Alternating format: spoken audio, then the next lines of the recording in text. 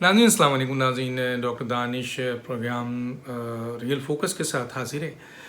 ناظرین اس سے پہلے کہ میں آپ کی یہ بتاؤں آپ کو کہ اس وقت جو وزیر اعظم عمران خان صاحب نے حکم دیا ہے افواج پاکستان کو کہ وہ آپ کے عام مجمع میں عوام میں جا کر جو کرونا کی جو ایس او پیز ہے اس کو امپلیمنٹ کرنے کے لیے اپنا رول ادا کریں.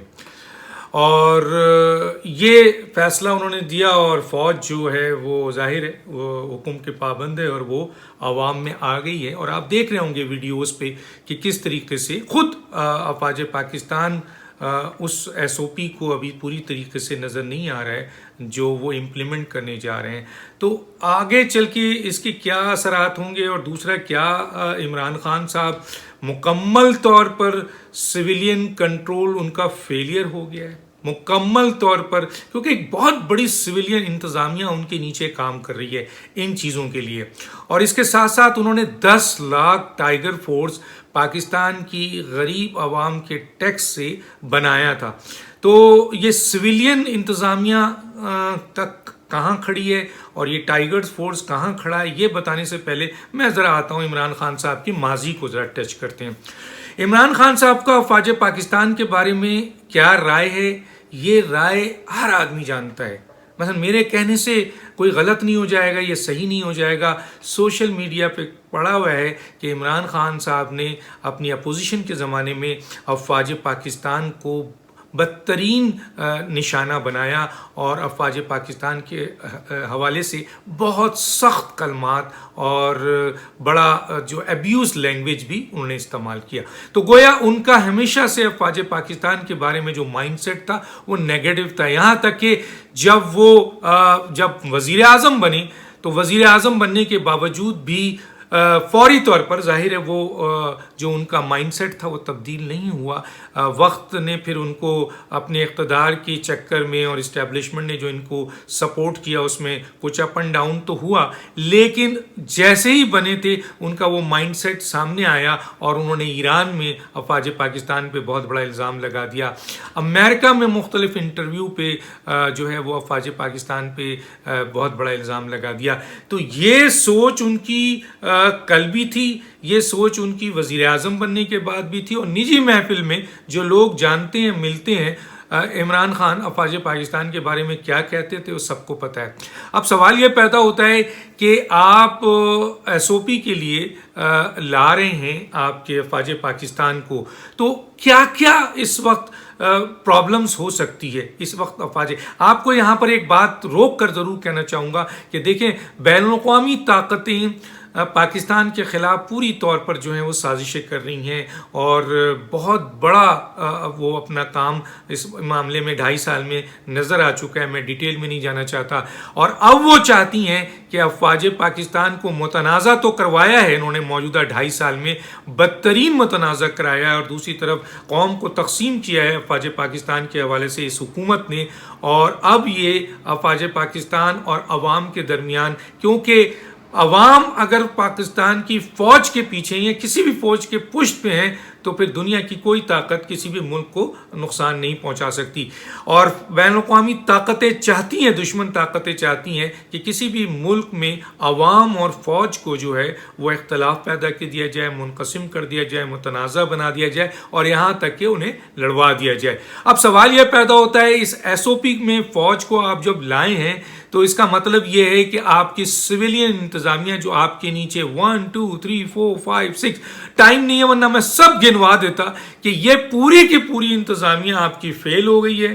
اور اس انتظامیہ کے فیلئر کا سب سے بڑے ذمہ دار آپ کی نااہلیت ہے, کیونکہ عمران خان خود کہتے ہیں کہ اگر اوپر ایک آدمی صحیح ہو تو سب چیزیں نیچے ہوتا ہے. تو اگر یہ سب فیلئر ہے تو اس کا مطلب یہ ہے وزیر اعظم خود فیل ہے, نااہل ہے. اب آئیے آپ کی وہ جو 10 لاکھ ٹائیگر فورس تھی وہ کہاں ہے؟ وہ آپ نے جو لوگوں کو دکھایا تھا اور بڑی میڈیا میں آیا تھا اور آپ نے کہا تھا کہ یہ ڈسپلن پیدا کریں گے, مینٹیننس کریں گے, یہ کنٹرول کریں گے, کیا کہتے ہیں آپ کے مہنگائی کو, یہ کنٹرول کریں گے, عوام کے مسائل کو جا کے دیکھیں گے. تو یہ ایس او پی بھی تو عوام کے مسائل ہے نا. وہ 10 لاکھ टाइगर फोर्स, इमरान खान साहब कहाँ हैं जो पाकिस्तान के गरीब अवाम के टैक्स के पैसे आपने उन पे लगाए थे, आज उनकी जरूरत थी एसओपी के लिए, वो कहाँ हैं? आपने अफवाज पाकिस्तान को बुला लिया। अफवाज पाकिस्तान इस खतरनाक वबा के हवाले से जाहिर है उनकी अपनी इतनी ट्रेनिंग नहीं है, इतनी बड़ी तादाद में उनके जो आपके नौजवान हैं उनकी इतनी ट्रेनिंग नहीं है, और आप देख भी रहे होंगे जब वो मीडिया में आ रहे हैं तो उनके मास्क बहुत से लोगों के नहीं है। आप फौज को इस कोरोना में और खास तौर पे इस मजमे में जहां पर कोरोना भरा हुआ है, आप फौज को वहां लाकर फौज में वो वबा लाना चाहते हैं, और फौज में अगर वो वबा आ गई और वो सुनिए वो अगर फैलती है अफवाज पाकिस्तान में तो कितना बड़ा नुकसान होगा अफवाज पाकिस्तान को। तो आपका ये इक़दाम क्या अफवाज पाकिस्तान इस इदारे की बेहतरी के लिए, मुल्क की बेहतरी के लिए, कौम की बेहतरी के लिए? और दूसरा ये कि आपने इंस्टीट्यूशनल क्राइसिस पैदा कर दिया इमरान खान साहब इस मुल्क में 2.5 साल में। मैं अगर गलत कह रहा हूं तो आप दुनिया से पूछें कि इस वक्त आपके पार्लियामेंट में जाएं, देखें क्या हालात हो रहे हैं, मारपीट हो रहा है, किस किस्म की गालम गलोज हो रही है, कोई कानून साजी नहीं हो रही है। पार्लियामेंट एक ऐसा इदारा बन गया है जहां पे हुल्लड़बाजी की जाए, तो ये अहम तरीन इदारा आपने तबाह कर दिया है। दूसरा ये आपने इस आपके आज तक अदलिया इतनी तकसीम नजर नहीं आई है और अदालतों के आला तरीन जजेस आपस में इतने उलझते हुए नजर नहीं आई है, क्योंकि हुकूमत ने ऐसे माहौल पैदा किए हैं कि अदालतें जो हैं वो तकसीम नजर आ रही हैं। अब आया फौज, अफवाज पाकिस्तान के हवाले से आपने फौज को बहुत मतनाज़ा कर दिया है, खास तौर पे ये कह के कि पीटीआई फौज। आपने जो दूसरे लोग हैं जो पीटीआई को पसंद नहीं करते हैं, इस अवाम की एक बहुत बड़ी तादाद है और सियासी वर्करों की एक बहुत बड़ी तादाद है जो पीटीआई को एक लम्हा पसंद नहीं करती है, जिस तरह पीटीआई के वर्कर पीएमएलएन को, पीपल्स पार्टी को पसंद नहीं करते हैं। लेकिन अगर पीपल्स पार्टी को फौज से जोड़ दिया जाए तो पीटीआई के वर्कर फौज के खिलाफ हो जाएंगे।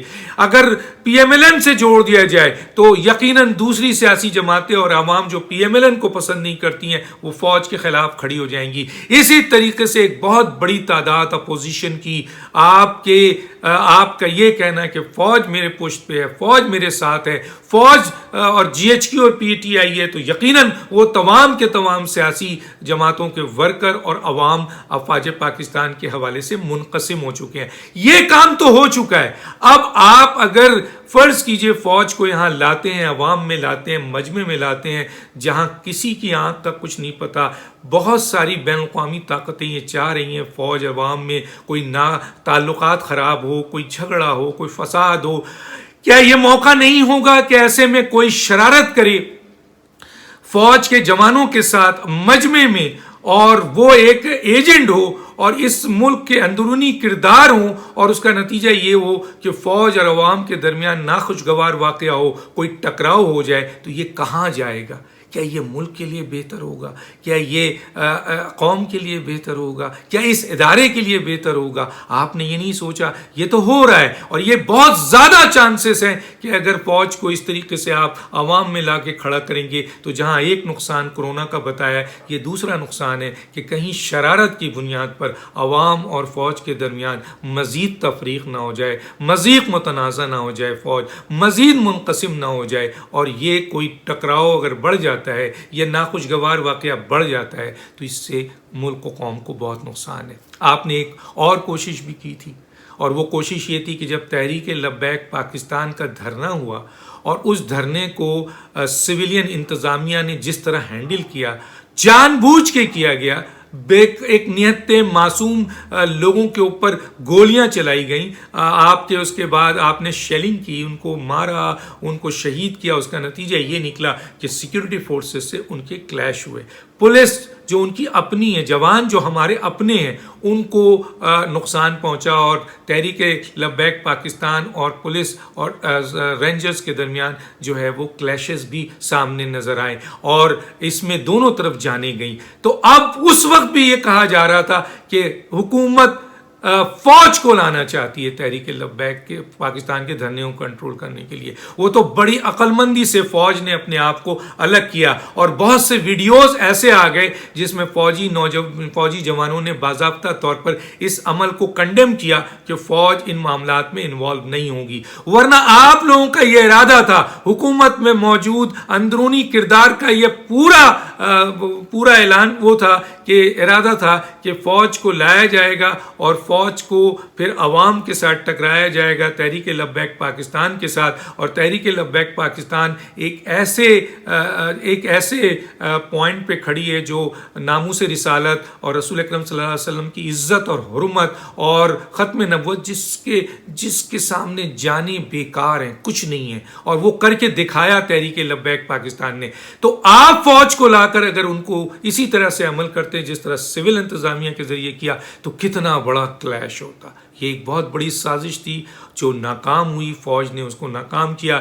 یہ جو ایک ہے کہ کورونا میں لائے ہیں, یہ بھی ایک بہت بڑی سازش ہے. میری اللہ تعالیٰ سے دعا ہے اور افواج پاکستان کے بڑوں سے ریکویسٹ ہے کہ اس پر نظر رکھیں, کہیں ایسا تو نہیں ہے کہ یہ عمل ایک سازش کے تحت عوام میں اور فوج میں اختلاف پیدا کر دیا جائے. وہ فوج جس نے پاکستان کے لیے بڑی قربانیاں دی ہیں, سرکریک دیکھ لیں, سیاچن دیکھ لیں, سوات دیکھ لیں, وزیرستان دیکھ لیں, نئے کاکول سے نکلے ہوئے لوگوں نے شہید کیا ہے. عوام ان کو ایڈمائر کرتی ہے, یہ قوم ان کے پشت پہ کھڑی ہے, لیکن موجودہ حکومت مسلسل یہ کوشش کر رہی ہے, بین الاقوامی طاقتیں یہ مسلسل کوشش کر رہی ہیں اندرونی حکومت کے کچھ کرداروں کے ذریعے کہ فوج اور عوام آمنے سامنے آ کر کھڑی ہو جائے. تو اب اس کا خیال رکھنا ان اداروں کا بھی کام ہے, اور میری اللہ تعالیٰ سے دعا ہے کہ افواج پاکستان کی رسپیکٹ, عزت عوام کی نظر میں اور عوام کی عزت اور رسپیکٹ افواج پاکستان کی نظر میں ہو.